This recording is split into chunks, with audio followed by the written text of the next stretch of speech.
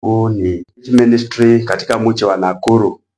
Asubuhi ya leo nataka kukaribisha katika jukwaa hili ili tukaweze kuendelea na mafunzo ambayo tumekuwa tunajifundisha kwa sasa. Hili ni wiki la 10 ama Jumapili ya 10 tangia wakati ambapo nilitanguliza huu ujumbe. Na leo tunataka tuendeleza huu ujumbe, maana tunajifundisha kuhusu huduma ya Nabii Elia ambaye Mungu alimtuma ili aweze kuleta urejesho katika taifa la Israeli. Ningependa niombe ili tuweze kuendelea. Baba Mungu Mwenyezi, katika jina la Yesu Kristo, ninakuinua Bwana, ninakutukuza, ninakusifu na ninakupenda, kwa maana wewe ni Mungu mwema.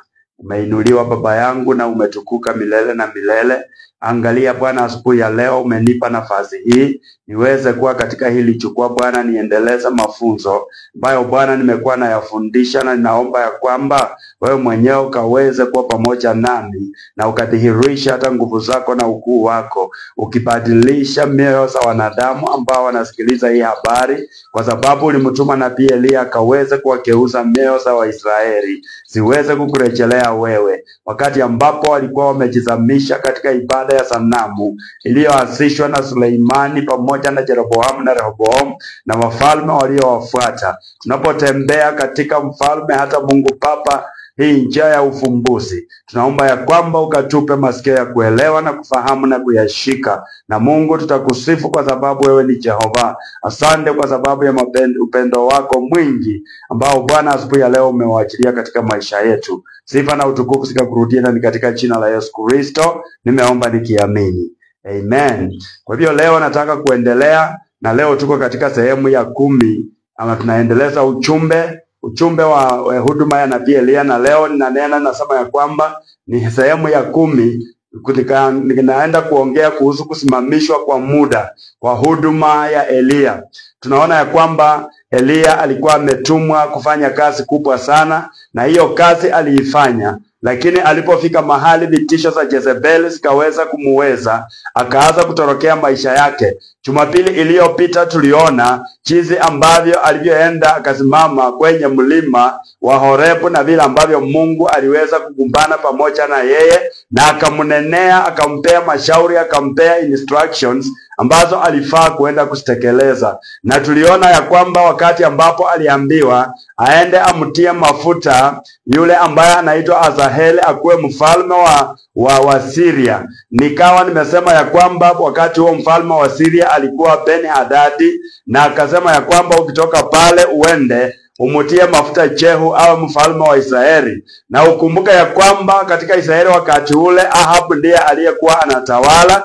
Kisha akamwambia huduma ya 3 ni ya kwamba uende umutie mafuta Elisha ambaye alikuwa mwana wa Shafati, ambaye alikuwa wa Belohoma, atiwe mafuta na awe nabii kwa niaba yake. Tuliona ya kwamba Elia hakuenda na kuwatia wale wengine mafuta pali, alienda moja kwa moja na akampata Elisha na akamtia mafuta. Na kwa hivyo tulikuwa tunasoma katika katika mlango wa 19 Wafalme wa Kwanza, mlango wa 19 tulikuwa tumesoma yote na tukaimalizia.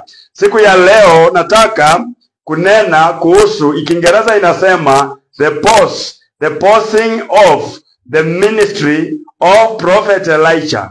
Mungu akaikomesha kwa muda. Mungu akaiweka kikomo kwa muda. Ikafinywa kidogo ya kwamba hiyo huduma ya Elia katika mlango ambao naenda kusoma hautaisikia.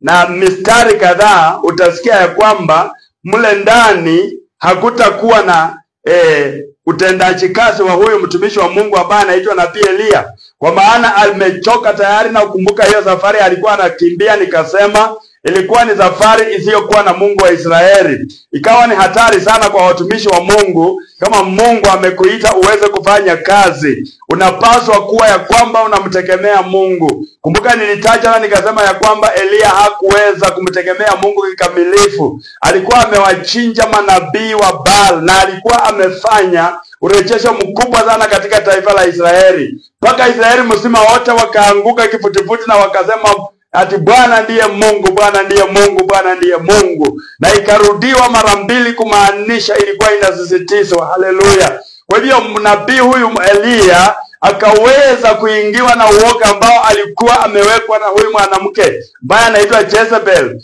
Na nilisema ya kwamba tutatembea nje tuone utawala wa Ahabu na Jezebel, na ndio tuone Elia. Kutoka pale sasa atatupangia sasa setting ya kuingia katika Agano Jipya, na ndio tutaona huduma yake vile ambavyo Mungu alikuja kuiendeleza, maana kulikuwa na ahadi katika huu unabii ya kwamba huyu Elia atakuja tena. Haleluya.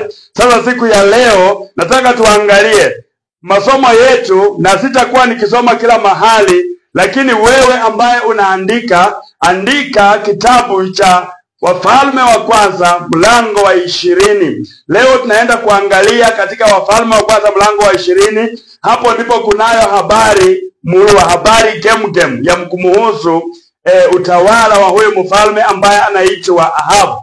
Kwa hiyo unapoanzia katika mstari wa kwanza unakuta ya kwamba Biblia inatanguliza na inasema ya kwamba Benihadadi mfalme wa Asiria akakusanya majeshi yake yote pamoja, na alipowakusanya kulikuweko na wafalme 32 waliokuwa wameunganika pamoja na yeye, na wakawa na katika kusemezana wakakubaliana ya kwamba waenda wakauzuru Samaria, wakauzuru ama wakauteke Samaria. Kumbuka Samaria ilikuwa ni makao makuu ya utawala wa mfalme Ahabu, mfalme wa Israeli. Kwa hiyo Benihadadi akakusanya jeshi lake kubwa, akaita wafalme ambao walikuwa wa mataifa waliokuwa wanamuunga mkono, na wote wakahesabiwa na wakafika wafalme 32. Biblia inasema ya kwamba akasanya jeshi lake na akaenda kuhusuru Samaria, apigane vita juu yake.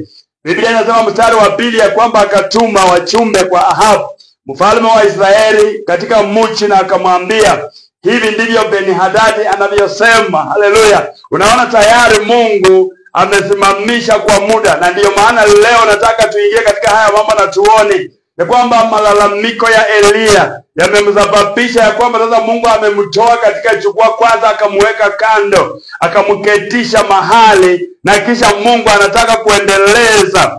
anataka kuendeleza falsafa yake na mipango yake. Anataka kuendeleza mapenzi yake akayatimilize katika taifa la Israeli, ambapo hata siku ya leo tunayaona. Haleluya. Twajua ya kwamba wakati ambapo ninaponena kuhusu taifa la Israeli, hata leo wewe ambaye unaishi unaona yale ambayo yanaendelea kutokea kule, vita kali kule Iran, vile ambavyo kwa usiku mmoja in one strike wakuu wa jeshi 20 wanauawa, na wanasayansi wengi zaidi wanauawa zaidi ya 10. Unakuta ya kwamba hii ni elimu ambayo sio elimu ya mwanadamu, ni elimu ya Mungu mwenyewe ambaye anawezesha watoto wake walio katika covenant. Nataka mnielewe msikilizaji, Mungu alimuita Abrahamu, akamuita Abrahamu, na yeye Abrahamu akaja akamzaa Isaka, naye Isaka akamzaa Yakobo, Yakobo akazaa mababa 12 ambao ndio sasa taifa la Israeli likatengenezeka mahali pale. Na kisha kutuendelea katika hiyo mbari ya Waisraeli, Yesu Kristo akakuja akazaliwa, na vile Yesu Kristo alikuja akazaliwa, tunaona ya kwamba katika ile mbegu ama katika ule muondoko kukawa ya kwamba sasa Yesu Kristo ameleta wokovu katika dunia mzima. Haleluya. Kwa hivyo tunaona ya kwamba wakati huyu mfalme alipokusanyika pamoja, Biblia inasema ya kwamba akamtumana wachumbe, akasema, enda mwambie Ahabu ya kwamba fedha zote na dhahabu zote ni zangu, wake wako wote na watoto wako wote na vitu zote mzuri ambazo ziko katika taifa lako ni zangu. Hivyo ndivyo ambavyo Benihadadi alitumana. Hiyo ujumbe ni wa uchokozi. Wewe fikiria mtu atumane ya kwamba hazina yote ambayo iko katika himaya yako ni yake, na haitoshi, hata wake wako wote ni wake na watoto wako wote ni wake. Haleluya. Hiyo ni uchokozi ambapo Benihadadi alituma wachumba wakampelekea huyu mtumishi na huyu ambaye anaitwa mfalme Ahabu aliyekuwa anatawala Israeli. Ukisoma katika chapter 20 yote hautasikia mahali popote ambapo nabii Elia anatajwa. Hata 21 hautasikia, 22 utasikia nabii mwingine. Haleluya. Utakuja pengine kumuona Elia mahali kwingine, baada ya muda mrefu ambao Mungu mwenyewe amemweka kando na ameendelea kutekeleza. Nataka kunena haya kwa watumishi wa Mungu, ya kwamba Mungu hajapungukiwa, Mungu hajalemewa. Mungu anapokuweka wewe katika jukwaa ili uweze kufanya kazi yake, hata wakati wewe utapotoka, wakati wewe utaondoka katika njia za Mungu, Mungu hataacha kutumia wengine. Mungu ako na nafasi kubwa sana na ako na njia nyingi za kutumia. Kama hapa utakuta ya kwamba tunapoendelea tutakuja kuona ya kwamba katika huu mlango wa 20 wa Wafalme wa Kwanza kunao manabii wengine wawili ambao wanatajwa, na hawa hawatajwi majina yao. Biblia inawaita men of God, ya kwamba mtu wa Mungu akacha. Unaona, na bahari pengine inasema ya kwamba mwana wa manabii. Hapa hatumuoni Elia katika hili jukwaa. Jukwaa lake limekuwa ameondoka kwa mshindo mkubwa, ameondoka kwa nguvu nyingi, ameondoka kwa vitisho za ajabu, ametetemesha taifa la Israeli, ametetemesha wafalme wa Baal, amewaondoa katika hata utendaji kazi wao, amewachinja wote kule katika mlima, na amewachinja kwa upanga, na hajasasisha hata mmoja. Haleluya. Lakini sasa unaona kwamba Mungu amemuondoa, na sasa Mungu mwenyewe anaendeleza hiyo ratiba yake, na yeye mwenyewe hako na njia zake. Ameinua yule ambaye aliambia Elia, wewe enda umuanoint Azazel. Nataka tuangalie this setup, ya kwamba wakati Mungu amemwambia uende umuanoint Azazel awe mtawala badala ya Benihadad, hapo Benihadad ameenda na amekusanya jeshi kubwa pamoja, na anataka kuenda kumpiga vita mfalme wa Israeli. Ingewezekanaje ya kwamba Elia aenda atafute Azaheli na aweze kumtia mafuta? Haingewezekana, mpendwa. Ndio maana unaona ya kwamba Mungu ako na njia zake. Biblia inasema ya kwamba na mfalme wa Israeli akajibu akasema, mstari wa 4, Bwana wangu ewe mfalme, kulingana na vile ambavyo umesema, mimi ni wako na yote ambayo niko nayo ni yako. Hiyo inaitwa surrender. Akajizalimisha. Angalia sasa, Israeli, taifa ambalo Mungu alikuwa ameliinua, amelipatia uhimili wa kupigana vita na mbinu ambazo hata wale waliokuwa wanaishi katika hizo siku hawangewezana nazo. Na Mungu amempatia skills, amempatia njia na silaha na uwezo wa kukabiliana na mtu kama huyu. Kwani Wafalme 32 ilikuwa ni nini mbele ya Mungu? Mungu hatishwi na vitu zote, na kitu chochote. Hata kama majeshi ya ulimwengu yatasimama. Ukija katika kitabu cha Revelation, Biblia inanena kuhusu vita za Armageddon, ya kwamba kutakusanyika wa majeshi yatakayokuwa trained modern army, ambao watakuwa na silaha za ajabu kama zile unaona zinarushwa kule katika Mashariki ya Kati. Haleluya. Tunaona ya kwamba mandege za nguvu zinatambaa katika anga ya taifa 200, na hakuna rada yoyote, hakuna kifaa chochote ambacho kinaweza kunaza, hakuna hata silaha yoyote ambayo inaweza kutumika kutungua hizo ndege. Na ukiendelea wanasema ya kwamba mpaka zinakunywa mafuta kule juu. Haleluya. Hiyo ni teknolojia ya hali ya juu. Lakini Biblia inasema ya kwamba hizo vita za Armageddoni, wakati wafalme 1,200,000, kumbuka wafalme watakuwa wa wanajeshi 1,200,000 wa kutoka mashariki, watakuja kudare the Lord, watakuja kumchokeza Bwana, kumchochea, watakuja daring the Lord, watakuja kusema, wewe Bwana, tunataka sasa tuingie katika vita. Biblia inasema ya kwamba the Lord himself Bwana mwenyewe atapigana na wao, na kutakuwa na makusanyiko kama vile nabii mmoja anasema Hosea, multitude in the valley of decision.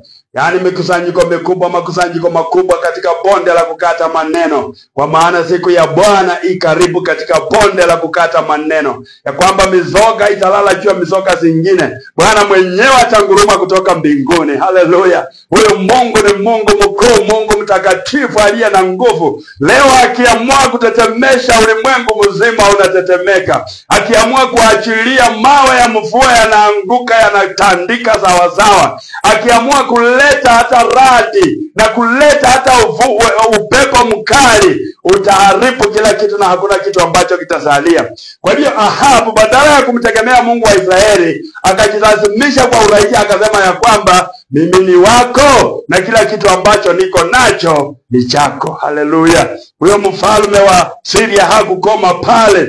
Biblia inasema ya kwamba mstari wa 5 ya kwamba wajumbe wale walikuja tena na wakamwambia, hivi ndivyo Beni-Hadadi anavyosema, mimi nimekutumia ambavyo nilikutumia wewe, ya kwamba utanipa fedha zako na utanipa dhahabu yako na utanipa wake wako na vile vile utanipa wanao. Nilituma na hilo jambo ulikubali. Ninakushukuru. Haleluya! Unaona sasa, kwa sababu he was daring him, na tayari amekundua ya kwamba Ahabu amejisalimisha, sasa anaendelea kudai zaidi. Watumishi wa Mungu, shetani hawezi akatosheka. Once you surrender one territory to him, atakuja na atadai territory mzima. Na kwa hivyo tunaona ya kwamba huyu amekuja, na badala ya huyu mfalme ambaye anaitwa Ahabu kujua ya kwamba Mungu wangu alishinda manabii wa Baali, ya kwamba Mungu wangu amerejea katika Israeli, ya kwamba huyu Jehova ambaye anaitwa Jehova Sebaoth, the Lord of hosts, Bwana wa majeshi, badala ya kumtegemea Bwana wa majeshi, akawa amejisalimisha kwa haraka. Na ndiyo siku iliyofuata tena huyu Beni-Hadadi akatuma tena, akasema ya kwamba nilituma na ukakubali. Lakini sasa sikiza vile Biblia inasema katika mstari wa 6, hata sasa hivi nimetuma watumishi wangu kwako wewe kesho, wakati kama huu, watakuja na watasachi, watatafuta, watachungulia nyumba yako yote na nyumba za watumishi wako wote, na itatokea kwamba yote ambacho kitakuwa kinapendeza macho yao,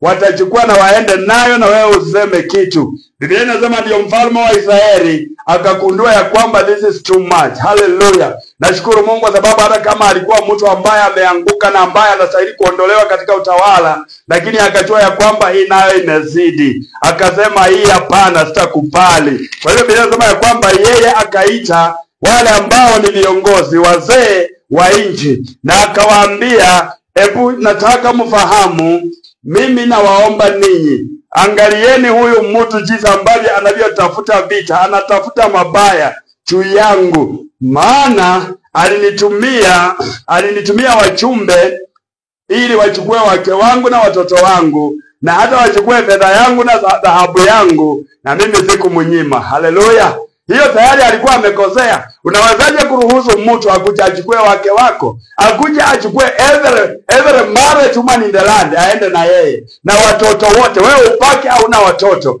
wake wenu wote wameenda, na watafute fedha za dhahabu ambaye ndiyo dhamana yenu, ambaye ndiyo akiba yenu mmechiwekelea.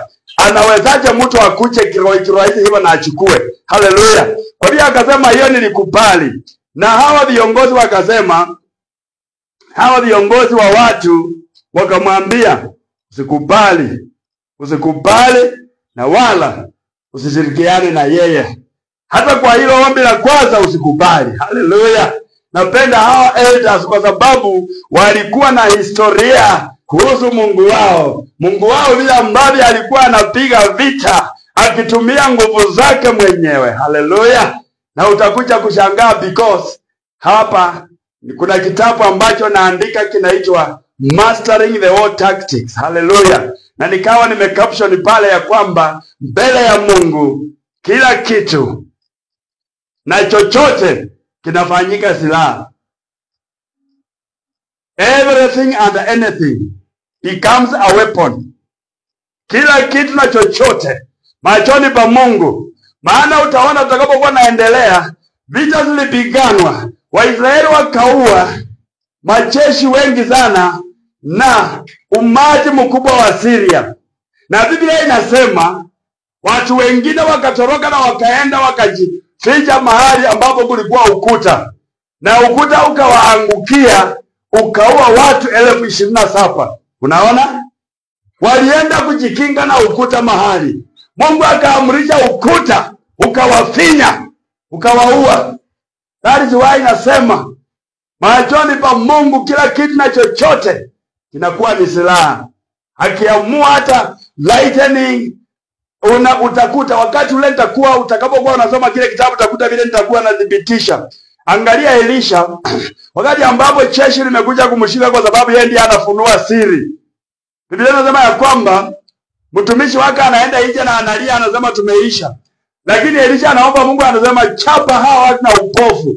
Walikuwa wamekuja kama wanaona, madhahayo dakika hiyo Mungu analeta upofu na macho yao yanapofuka. You see? Hakuna kitu ambacho Mungu hawezi kufanya. Praise the name of the Lord. Nitathibitisha various instances. Gideoni anapoenda kupigana, Mungu anasababisha, akasema watu wachimbe visima kwenye bonde. Wakachimba visima na wakazijaza maji. Asubuhi wakati ambapo jua lilitokea na likamulikia hizo maji, ikageuka ikawa kama damu. Alafu wale maadui wakasema angalia Waisraeli wameisha, wacha tuende tuwavamie. Wakateremka kwenye lile bonde, kumbe Waisraeli walikuwa wamezunguka. Wakateremka wakawaangamiza wote, hakuna mtu aliyepona. Haleluya. Na je, kisa cha wale wenye ukoma ambao walisema hatutaendelea kukaa hapa, kutembea kwao peke yake Mungu akabadilisha ule mtembeo kuwa a roaring tumult ambaye iliwasababisha wale watu wakatoroka. Haleluya. Kwa hivyo machoni pa Mungu hawa wazee wakakumbuka ya kwamba mbele ya Mungu everything and anything is a weapon of God. Kwa hivyo akamwambia usikubali. Mstari wa 9 unasema kwa hiyo akawaambia, haleluya, akawaambia wale wachumbe wa Ben-Hadadi, ambia bwana wangu mfalme ya kwamba yale aliyowatuma hapo mbeleni mimi nitafanya, lakini hili la pili sitafanya.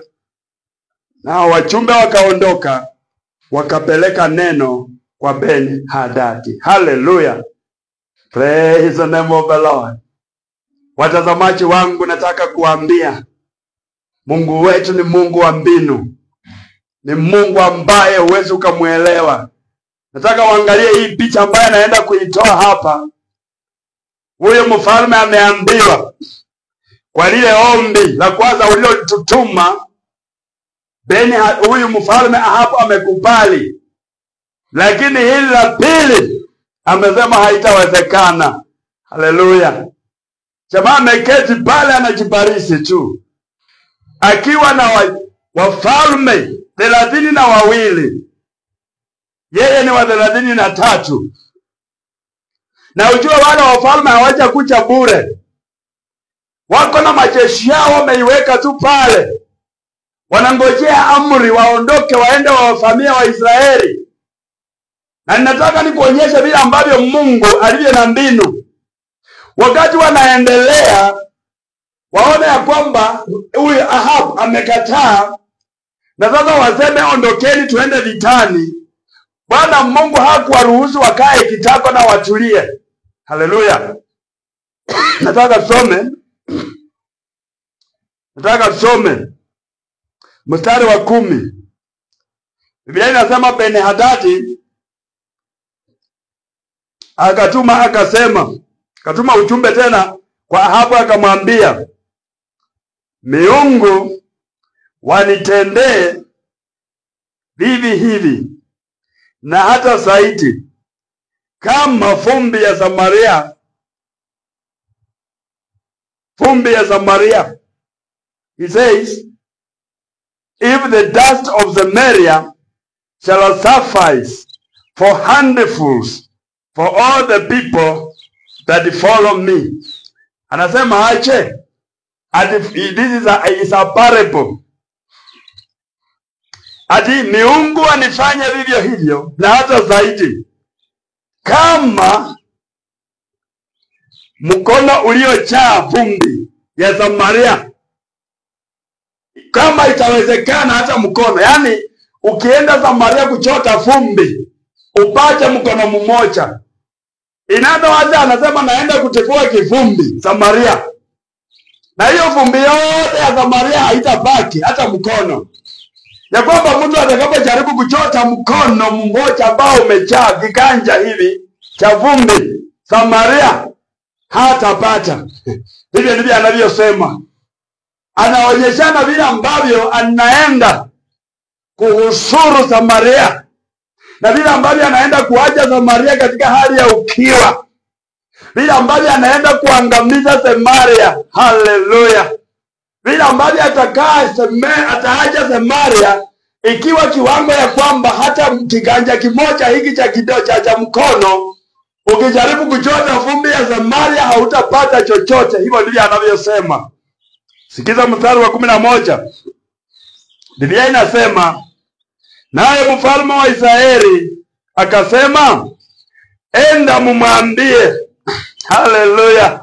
They are using parables, parabolics. They are giving parabolical speeches. Yule amekuja na parable yake. Amekuja na mfano. Amekuja na midhali yake. Hallelujah. Naye mfalme wa Israeli akapata courage. Akapata some nguvu fulani, kwa sababu amejua wazee wanamuunga mkono. Akasema, rudi na muende muambie Ben-Hadadi, tell him, let not him that guards on his harness post himself as he that puts it off. Praise the name of the Lord. Anasema ache, enda umwambie yule anayejifika silaha za vita azijisifu kuliko yule ambaye atamvua. Haleluya. Anamwambia, wewe najua unajifika silaha za vita, lakini ninajua mimi nitakuvua. At least Roho wa Mungu ameharakisha moyo wa Ahab na anaanza kuelewa. Kasema enda umwambie huyo mfalme. Unajua hii ni uchochezi. These are rumors of wars. Unatumiwa uvumi na wewe unarudisha uvumi. Sasa hawa wafalme wawili wanatishiana.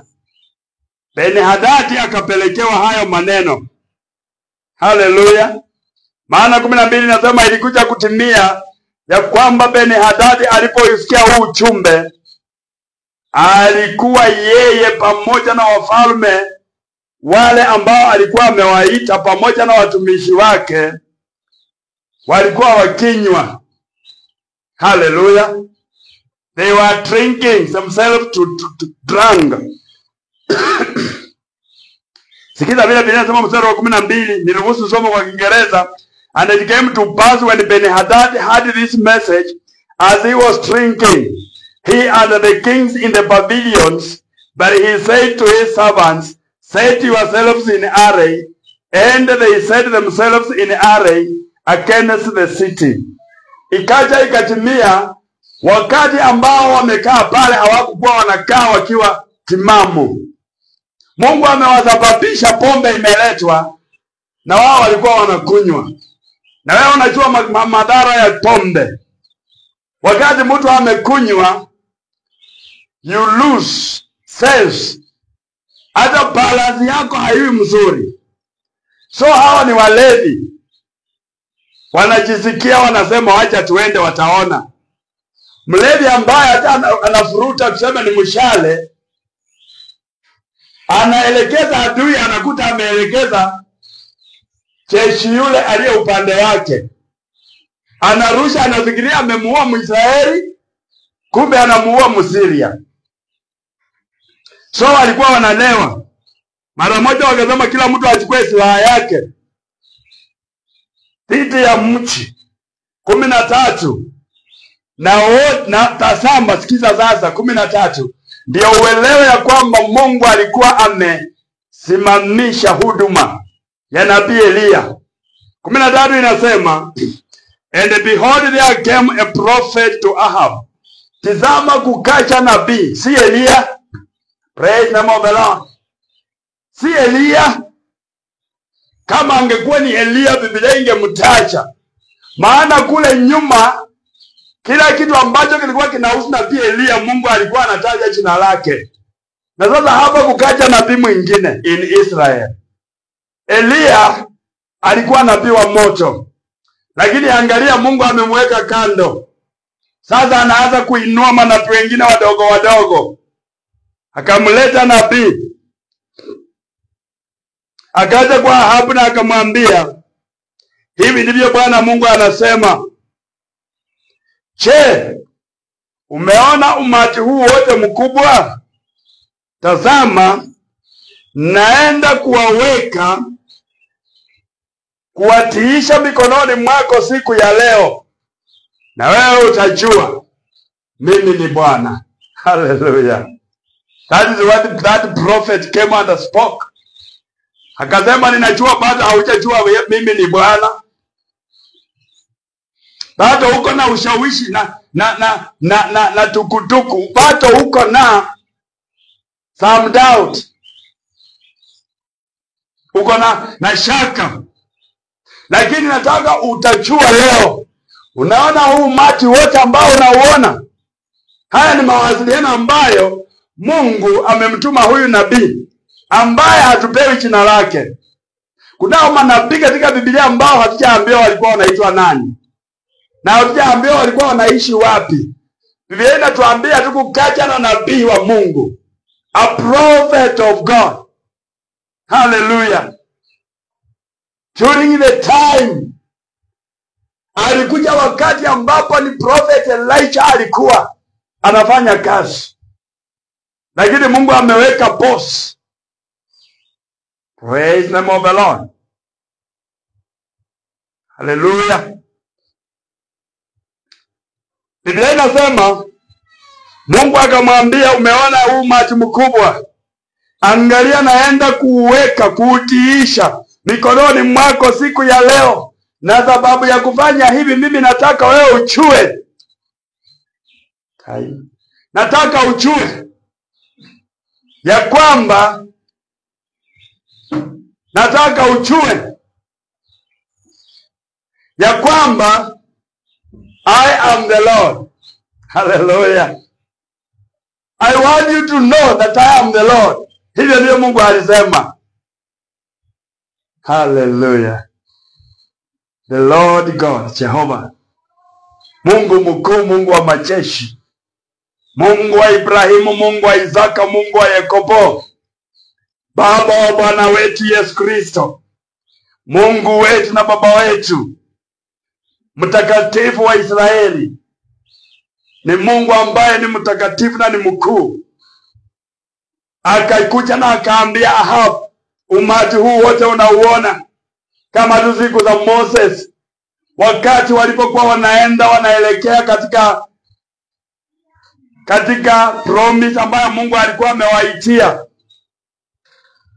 Wanajeshi wa Misri wakawafuata kwa maelfu na silaha kali za vita, na Waisraeli wakayeyuka na wakatetemeka na wakamwambia Musa, ungeliacha sisi tufie kule Misri, maana kule tungesikwa. Lakini unaona umetuleta hapa nyikani, mahali ambapo hakuna msaada wetu. Mungu akamwambia Musa, waambie Waisraeli wasimame wima, kwa maana hili jeshi ambalo wanaliona leo hawataliona tena na hata milele. Hallelujah. Our God is the master of all warfare. Na wenye wanamtegemea hawatashindwa. Ngome zitajitokeza. Wafalme watasimama na watafanya kazi yao. kama vile Biblia inavyosema kwa nini wafalme wa ulimwengu wanafanya kazi yao. Katika kitabu cha Zaburi 2, dhidi ya mwanawe, dhidi ya Mesia, wanasema kucheni tuende tukatilie kamba zake na tumuharibu, tumuvizie wakati yeye hajajitayarisha, tumuache akiwa ukiwa. Ya kwamba Mungu akiwa mbinguni ameketi, yeye anacheka, anatabasamu, anawakecheli, anashindwa hawa wanaongea kuhusu nini? Anasema hiki kikao kinaendeleza mazungumzo yapi? Maana yeye ni Mungu aliyekuweko, yuko na atakuweko milele.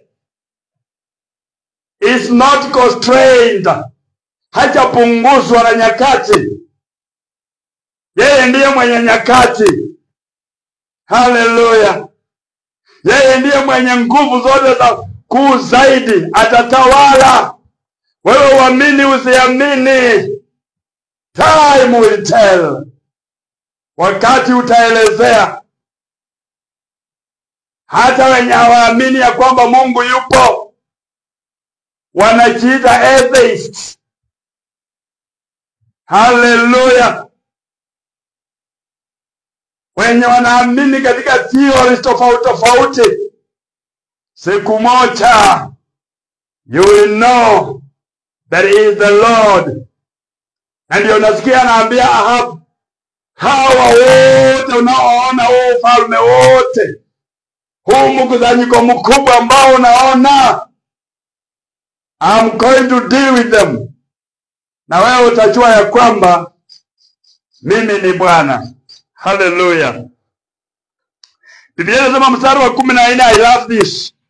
Ahab naye akasema, ni nani utamtumia Bwana? Hallelujah. Ndiyo Bwana unaenda kuangamiza. Utatumia nani? Na Mungu akasema, allow me to borrow this word, very interesting. Niruhusu niombe, nikope hili neno. Akasema nitatumia Gen Z.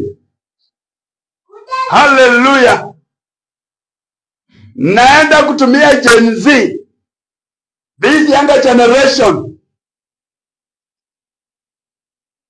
Kwa sababu anasema mstari wa 14, and Ahab said, by whom? And he said, thus says the Lord, even by the younger men of the princes of the provinces. Hallelujah. When you see an uprising of the younger men, Mungu ndiye anaamrisha, na viongozi mjichunge. Take care, leaders, because of this scripture here. Mungu akasema hawa wafalme 32 na wawili, na hili jeshi kubwa unaloliona naenda kuliondoa, kutumia watu wachanga wa wakuu wa mikoa. Hallelujah. Alafu kija hapo akauliza, ni nani atakayekuwa komanda wa hizo vita? Ni nani atakuwa mtangulizi wa hizo vita? Ni nani anaenda kuwa jemedari? Kumbuka, kiongozi mtawala yeye huwa hahusiki kama jemedari. Naye Mungu anapomwangalia kiongozi, alimweka pale ndiye awe mwokozi, awe kiongozi wa kuokoa. Kama kunayo hatari ambaye inakujia watu wake, kiongozi huyu ndiye anayestahili kuenenda mbele. Napenda sana waziri mkuu wa Israeli Benjamin Netanyahu. Wakati wamekuwa na vita kali kule Gaza, ungekuta asubuhi na mapema amevaa magwanda ya vita, amewatembelea jeshi wake na amesimama kule mbele. Hallelujah. na ukimwona amewekelea barret katika kifua chake imechapa risasi, giving the moral boost, akiwaambia hivi vita lazima tushinde. Hallelujah. Sasa Mungu akamwambia Ahabu, ni wewe. That is a character ambayo Mungu anataka katika mfalme. Ahabu angetafuta yule aliyekuwa jemedari wa jeshi.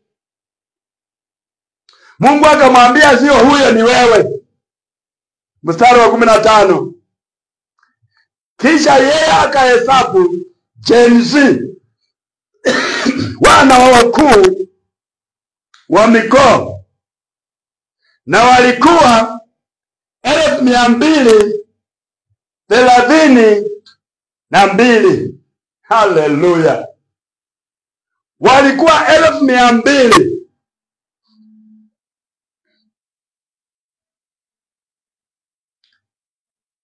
Hawakuwa 200,000, walikuwa 232. Mstari wa 15, wacha nisome. Then he numbered the younger men of the princes of the provinces, and they were 232. Hallelujah. 232. Na baada yao akahesabu jeshi lingine la wana wa Israeli, na walikuwa 7,000.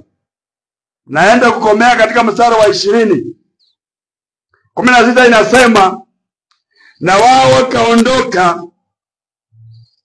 adhuhuri, lakini Beni-Hadadi mwenyewe pamoja na wale wafalme 32 na watumishi wao na jeshi lao. Hallelujah. Walikuwa kukunywa. Waswahili wanasema wanakunywa kukunywa, ama alikuwa anakunywa kukunywa. It says Beni-Hadad was drinking himself drunk in the pavilions, he and the kings, the 30 and the 2 kings, that helped him. Angalia, wakati wa vita, wakati tarumbeta ya vita imepigwa, Beni-Hadad amekuwa mlevi wa kupindukia, mlevi chakari. Akisimama hivi anazunguka, anagonga pande hii, anaanguka, anaamuka. Akijaribu kuongea hatamuki, maneno yakamalizika. Hiyo ndiyo ilikuwa hali. The state of these kings. Hallelujah. Biblia inasema mstari wa 17, na hao vijana Gen Z waliokuwa vijana wa wakuu wa mikoa walienda kwanza, na Beni-Hadad akatumana, wakaenda wakamwambia, ama wale waliokuwa wachungaji walinzi wa Beni-Hadad wakaenda wakamwambia, wakasema, angalia, watu wametoka kule Samaria wanakuja. Tunaona kundi fulani limetoka Samaria linakuja. 18 yasema, na yeye akasema, kama hao wamekuja kwa amani, enda mwashike wazima. Ama kama wamekuja kwa ajili ya vita, pato enda mwalete wakiwa wazima. Hiyo ndiyo ilikuwa amri ya Beni-Hadad. Hallelujah. Akawatia changamoto, akawaambia, enda mwashike mwalete. Kama wamekuja kwa amani walete, na kama wamekuja kwa vita vile vile walete wakiwa wazima. Hallelujah. Praise the name of the Lord. Na Injili nasema, kwa hiyo hawa vijana waliotoka kwa wakuu wa mikoa walikuja kwenye mji, na nyuma yao kulikuwa na jeshi la watu 7,000 limewafuata. 20 inasema, na wakawaua kila mmoja mtu wake. Hawa vijana 200. Hallelujah. Vijana hao 232 pamoja na jeshi ambalo liliwafuata la watu 7,000, kila mmoja akachungulia adui mmoja wa Syria, wakawaua kila mtu wake. Na Biblia inasema na watu wa Syria wakatoroka mbele ya Israeli, na Israeli wakawafuata mbio unyo. Beni-Hadadi mfalme wa Syria akapanda juu ya farasi yake, akatoroka pamoja na waendeshaji wa farasi. Haleluya! Mnakumbuka ule msemo ambao Ahabu alisema, enda mwambie mfalme, wacha yule anayejivika magwanda ya vita asijisifu kuliko yule ambaye atayavua. Beni-Hadadi akapanda. Tutakuja kuelewa katika kipindi ambacho tutakuwa nacho, Mungu akitusaidia, Jumapili ijayo. Wapendwa wasikilizaji, ni vema kumtegemea Mungu. Unaona, hata kama huduma ya nabii Elia imesimamishwa kwa muda, Mungu bado ako na njia zake. Anatafuta jenzi wa nchi, anawaamusha vijana wadogo na sio wengi. Wao ndio wanaenda mbele, wanaenda kufukuza Beni-Hadadi pamoja na wafalme 32 na jeshi lao. Wanasababisha Beni-Hadadi anapanda farasi pamoja na wanaoendesha hiyo farasi, akakimbia mbio. Tutakuja kuona hatima yake, Mungu akitusaidia katika kipindi ambacho kinakuja. Naomba nikome hapa, lakini leo mnamo saa 8 tutakuwa hapa tena tukaendesha mafundisho haya katika lugha ya Kiingereza kwa wale ambao hawaelewi Kiswahili. Although pia interpretation ya yale nimeyanena, wewe unaweza kuangalia kichombo chako, you tune on the translator, na inaweza kutafsiriwa na ukayasikia haya mahubiri popote ambapo upo. Ninaomba Baba Mungu Mwenyezi, Baba, nakupa sifa na utukufu na shukurani katika jina la Yesu Kristo. Wewe ni Mungu na hakuna mwingine aliye kama wewe. Ulikuweko, uko na utakuweko milele. Asante kwa sababu Mungu ya kuniwezesha na kunipa hata Mungu Baba nguvu na uwezo wa kunena neno lako. Hili neno Bwana, kama vile ilivyokuwa katika hizo siku, ni neno ambalo linaishi hata leo. Matendo uliyoyatenda Jehova, unaweza kuyatenda hata katika wakati wetu. Na hata tunapoangalia juu ya Waisraeli unayatenda na katika ukuu zaidi, mpaka mataifa yaliyojidhani ya kwamba yana nguvu yanatetemeka. Endelea Bwana kutenda, maana Jehova ulimhakikishia Abrahamu ya kwamba yeyote atakayesimama kinyume chako nitasimama kinyume chake. Atakaye kubariki nitambariki, na atakaye kulaani nitamlaani. Umelaani wengi Jehova, umeshusha wengi kwenye vumbi, ati go hawajajifundisha. Wacha iwe funzo kwetu ya kwamba Mungu, yeye ni Mungu, wewe ni Mungu, na tukajisalimishe kwako Jehova, ili Mungu ukatusaidie na ukatuendeleze. Kumbuka walio wagonjwa, nyosha mkono wako wa uponyaji. Kumbuka wenye wamesetwa, nyosha mkono wako wa ukombozi. Kumbuka Bwana wanaolia, upanguze wao machozi. Mungu wangu na Baba yangu, ninakutweka zaidi juu ya kila kitu. Wenye Bwana wamekuwa hata Mungu Baba wamelemewa, misho yao imewafikia. Leo na watangazia mwanzo mpya. Kuna watu ambao wamefinyiliwa, wametengenezewa cage.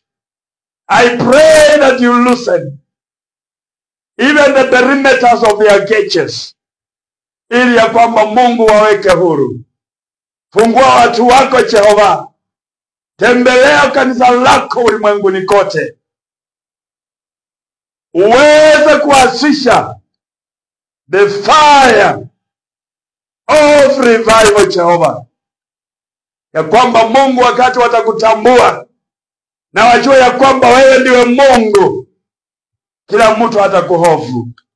Baba, tunakushukuru na kuheshimu na kuabudu siku ya leo.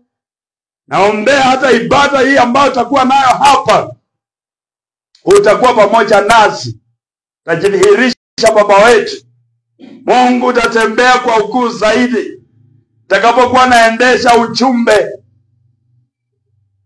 wa maandiko ya kwanza kwa Theophila Jehova, kwa kanisa lako. This Lord will be a blessing to us. Mungu wangu na Baba yangu, ninakupa sifa, nakupa shukurani, nakupa utukufu. Katika jina la Yesu Kristo naomba nikiamini. Amen.